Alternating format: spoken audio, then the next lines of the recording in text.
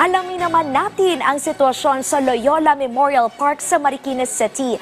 Naroon live si Harley Valbuena. Harley.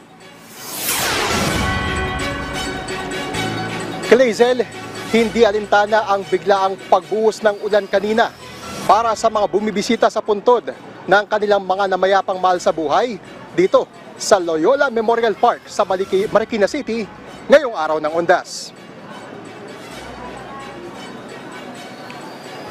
Si Nanay Flor, dinalaw ang puntod ng namayapa niyang mga magulang at kapatid. Bagamat ilang taon na raw silang wala, nananatili naman ang mga iniwan nilang tagubilin.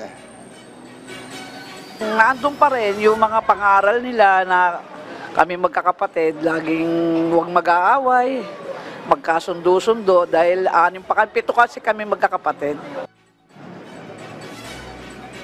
Ang 83 anyos naman na si Tatay Ben, binisita ang puntod ng mga namayapa niyang magulang at mga kapatid.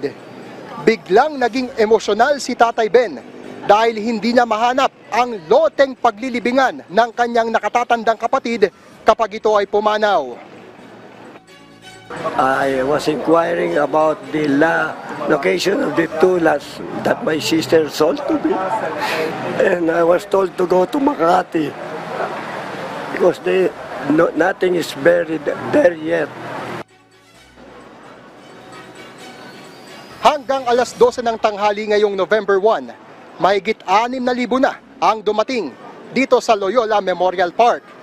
Inaasahang mas darami pa ito sa mga susunod na oras hanggang mamayang gabi.